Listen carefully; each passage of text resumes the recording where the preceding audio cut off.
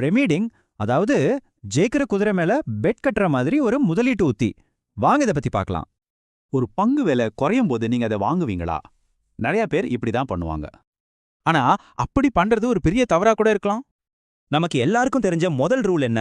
கம்மி விலைக்கு வாங்கு, அதிக விலைக்கு வித்துடு, இல்லையா? ஆனா யோசிச்சு பாருங்க, ஒரு பங்கோட விலை ஏன் குறையுது? கம்பெனில ஏதோ பிரச்சனை இருக்கலாம்.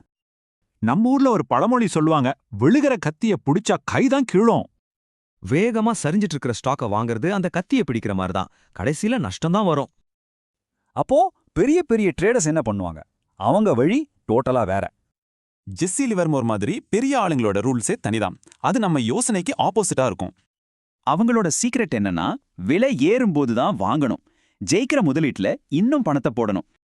இந்த டெக்னிக் பேர் தான் பிரமிடிங். சிம்பிளா சொன்னா ஜெயிக்கிறவங்க கூடவே சேர்த்து ஜெயிக்கிறது. சரி வாங்க, ஆட்டோசோன் ஸ்டாக் வச்சு ஒரு நிஜ உதாரணத்தை பார்க்கலாம். யோசிச்சு பாருங்க, $30 ஸ்டாக் வாங்குறீங்க, அப்புறம் அது $100 போகும்போது இன்னும் கொஞ்சம் வாங்குறீங்க. உங்க ஆரம்ப முதலீடு ஒரு பங்குக்கு $700 வளர்ந்து நிக்கும். எவ்வளோ பெரிய லாபம் பாருங்க. இதோட அடிப்படை கொள்கை ரொம்ப சிம்பிள், ஆனா ரொம்ப பவர்ஃபுல். எப்பவுமே ஜெயிக்கிற குதிரை மேல தான் பந்தயம் கட்டணும், நொண்டி குதிரை மேல இல்ல. ஜெயிச்சுக்கிட்டு இருக்கிற முதலீட்டுக்கு இன்னும் காசு கொடுக்காம தோத்துக்கிட்டு இருக்கிற இடத்துல ஏன் பணத்தை போடணும்? இந்த ஜெயிக்கிற குதிரை ஃபார்முலா உங்க முதலீட்டு முறையை எப்படி மாத்தும்னு யோசிச்சு பாருங்க.